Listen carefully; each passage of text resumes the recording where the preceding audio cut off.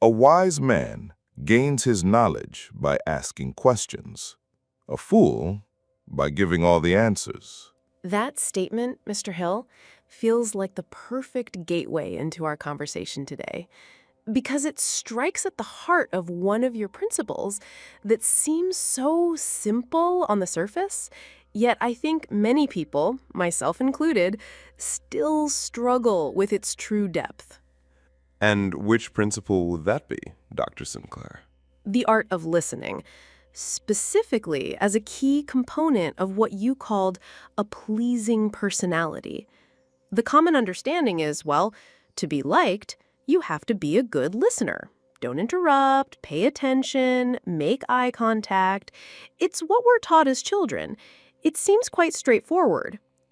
It is. On the surface, that is entirely correct. Being a good listener will indeed make you more agreeable in the eyes of others. That is a simple human truth. But its simplicity is deceptive. Most people spend their entire lives on that surface level. They see listening as a form of social politeness, a duty performed so as not to offend.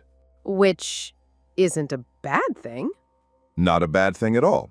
But it's like owning a gold mine and spending your life collecting the pretty rocks from the surface. Yes, the rocks are lovely, but the real fortune, the pure gold, is hidden in the depths. The true power of listening isn't found in being liked. That is merely the outer shell of the principle. All right, that is precisely where the conflict arises for me. And I suspect for anyone living and working in the world today. I'm eager to hear it. Well, we live in an age that constantly tells us to express yourself, to build your personal brand. On social media, in the workplace, we're pushed to prove our expertise, to demonstrate our value, to be heard above the noise. Everyone is talking. Everyone wants the floor. A constant competition for attention. Exactly. So consider this challenge. I'm walking into a high-stakes job interview. Or imagine I'm an entrepreneur pitching my idea to an investor. These are make-or-break moments. And all of modern logic is screaming at me, go in there and shine. Dazzle them with what you know. Command the room. But if I were to follow your principle to its deepest level, and I were to spend most of my time in silence, just listening, isn't there an enormous risk that I'll be perceived as, well, passive, unconfident, or worse, that I simply have nothing valuable to contribute? In today's hyper-competitive landscape, isn't that a form of professional suicide? I don't see that as a challenge, Dr. Sinclair. I see it as an astute diagnosis of a very common fear, the fear of being overlooked. The fear that if we are silent, we will be lost in the noise of the world. I understand that fear. So you agree it's a genuine risk?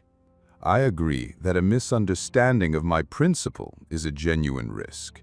You are mistaking the silence of a surrendering soldier on the battlefield for the silence of the general on the hill, surveying that same battlefield. Yes, the soldier's silence is professional suicide, but I am not speaking of that kind of silence. Then what kind of silence are you speaking of?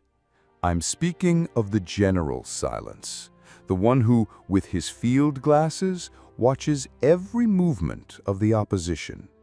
He sees the layout of their forces. He identifies their weaknesses. He analyzes their supply lines. He isn't talking. He isn't shouting. He is observing, gathering intelligence. His silence is one of strategy, of power, not of passivity. That is a very powerful image. The general on the hill. It completely reframes the idea. But what does that look like in practice? In a real-world business meeting? You spoke with thousands of the most successful people of your time. Can you recall a specific story of someone who made that transformation? Someone who went from being a noisy soldier to a silent, observant general with astounding results. There are many stories, but one has always stood out in my mind. The story of a young salesman. Let us call him Charlie. Charlie. Yes, Charlie sold industrial machinery. A brilliant young man, full of energy, and he was in love with his product. He could speak for hours without taking a breath about the technical specifications, the efficiencies, the competitive advantages. He was, by all accounts, a walking encyclopedia. Sounds like he had the makings of a great salesman. That's what he and his managers thought as well. But there was a problem. Charlie rarely closed a deal. His meetings were sterile. Clients would nod politely, take notes, but their eyes were vacant. It was as if he were lecturing to a brick wall. He had hit a dead end. He would tell his manager, "I'm doing everything right. I know more about this product than anyone. Why can't I sell?" A familiar point of frustration for many when you feel you're giving it your all but getting no results. And his manager, a very wise man, looked at him one day and said, "Charlie, your problem isn't that you don't say enough. It's that you say far too much. You are so consumed with telling your story that you leave no room for them to tell you theirs." And how did Charlie react to that? He was confused, perhaps even a little offended. His manager continued, "In your next meeting, I want one thing from you. A promise. Promise me you will not say a single word about your product until the client asks you a direct question about it." That's a huge risk. I mean, what if the whole meeting goes by in silence? His manager said, "Oh, you'll talk. But you will only talk in one form. Questions. Ask them about their day, ask them about the biggest bottleneck on their production line, ask them what keeps them up at night, ask them what problem in their factory they would fix if they had a magic wand. Ask about them, their business, their problems. Then, just listen." I can imagine how difficult that must have been for Charlie.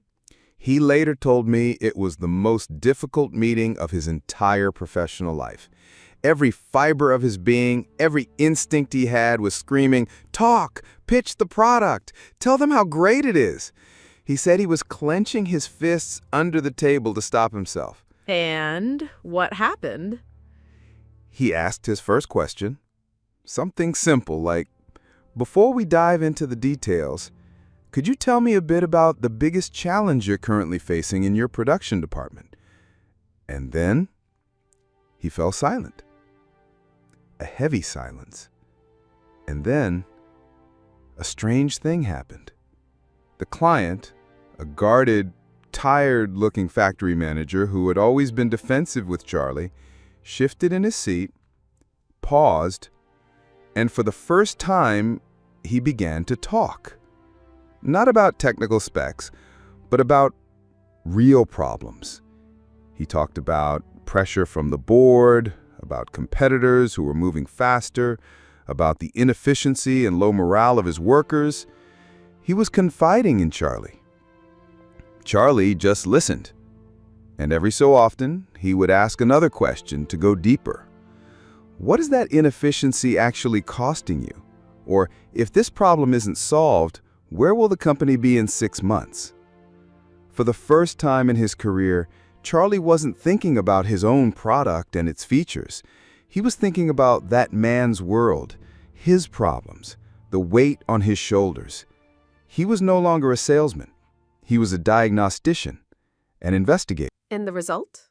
What was the outcome of this new and very difficult approach for Charlie? The result was a silence that lasted for what felt like a full minute. Charlie was looking at his notepad, now filled with the manager's problems and worries. The manager was looking at Charlie, truly seeing him for the first time. After nearly an hour of conversation, the manager leaned back in his chair, let out a long breath, and said, "All right, Charlie.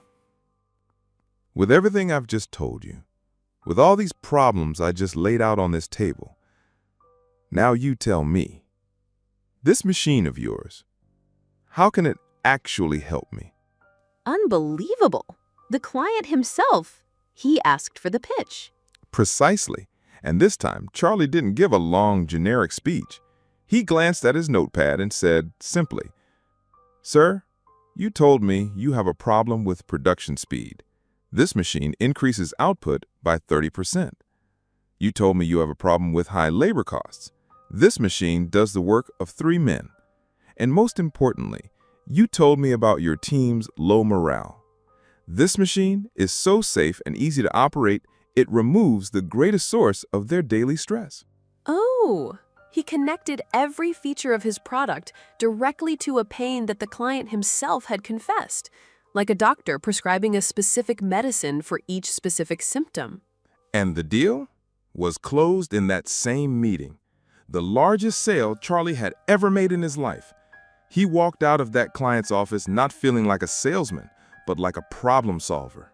Wow. So it's not really about being polite or being liked at all.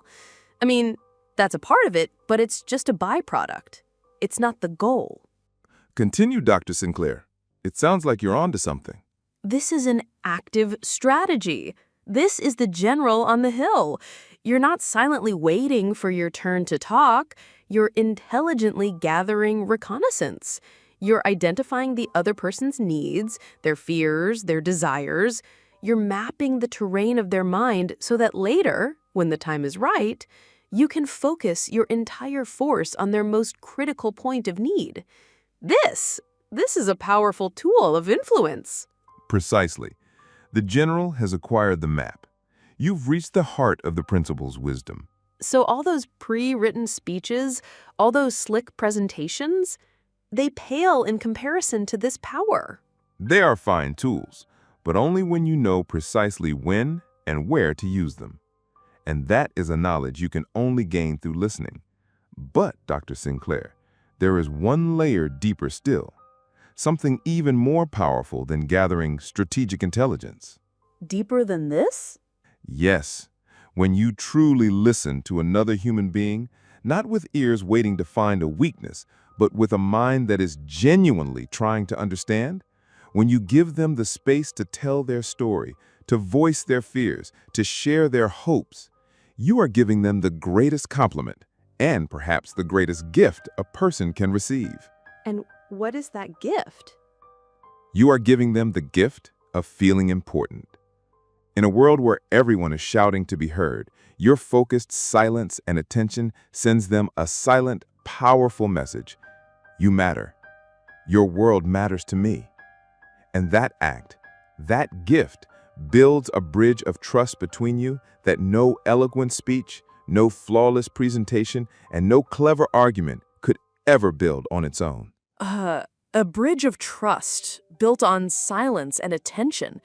You know, that initial problem I raised, that fear of committing professional suicide, it's starting to dissolve in my mind. It's being replaced by an entirely new picture. I'm glad to hear it. What is the new picture? It's the picture of that crucial job interview. Before this conversation, I imagined walking in there with the sole purpose of performing, of rattling off a list of my skills and accomplishments, like reading from a resume, a monologue designed to prove my worth. The approach that most people take. Yes, but now I see that's the wrong approach. The powerful approach is to walk in and be like Charlie, to be the general on the hill, surveying the terrain. And what is that general's first move? Her first move isn't to talk, it's to ask.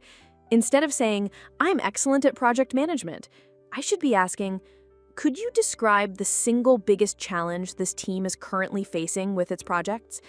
Instead of saying, "I'm a creative, results-oriented employee," I should be asking, from your perspective, what does outstanding success in this role look like in the first 6 months?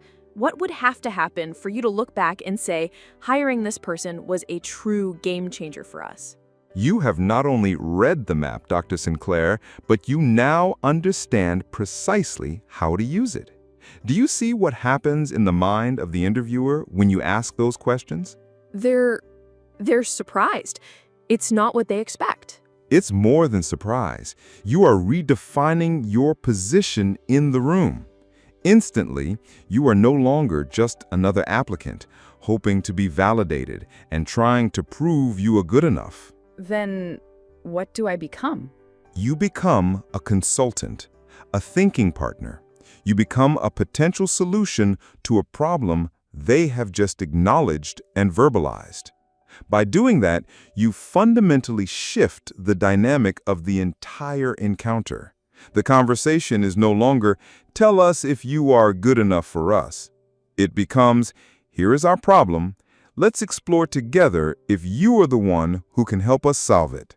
And that changes the entire game.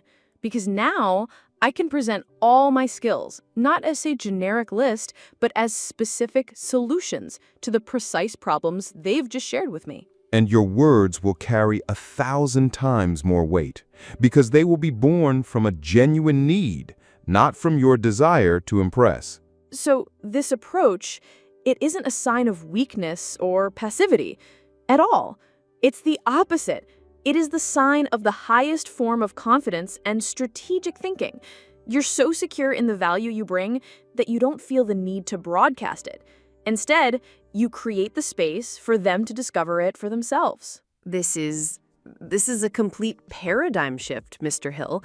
For everyone listening to us now who wants to start awakening that silent general within them, today or tomorrow, what's a tangible, practical first step, an exercise to begin with?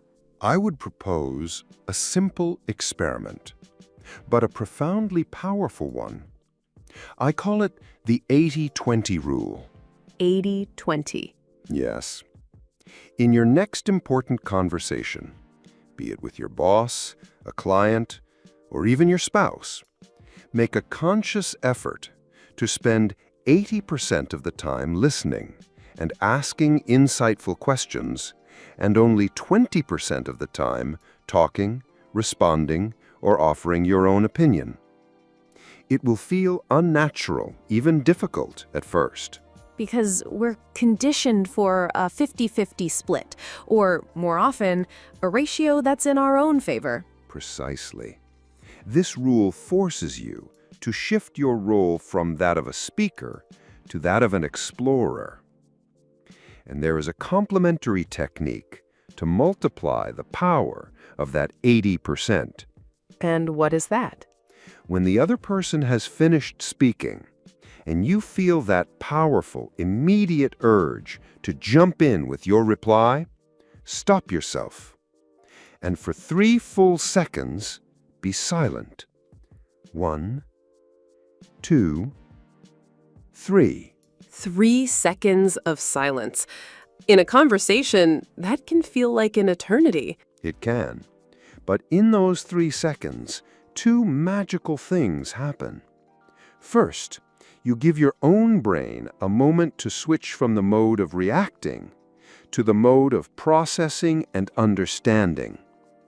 And second, you send the other person the powerful unspoken message that their words were so important they required a moment of genuine reflection. You grant their words weight and dignity. The 80-20 rule and the 3 powerful seconds of silence. That's brilliant. It feels like this entire conversation, all of this wisdom is coalescing into one final image in my mind. I would be honored to hear it. A conversation, a truly important one, is like a gold mining operation. The amateur, the novice, he rushes in with the dynamite of excessive talking. He blasts everything. It kicks up a lot of dust, makes a tremendous amount of noise, and in the end, he's likely to bury the thin veins of actual gold under tons of worthless rock and soil. But the master prospector, the seasoned expert, he works differently. He listens with quiet precision. He puts his ear to the ground, listening for the subtle shifts in the earth, the faint sound that tells him a vein of gold is near. Listening, that is the precision tool for finding the gold, not the dynamite. What a beautiful and powerful metaphor, Dr. Sinclair. And what a profound truth it holds. Perhaps the greatest challenge for us all, then, is to resist the temptation to use the dynamite. And instead, to learn to listen to the silence, because that's where the real value is so often hidden.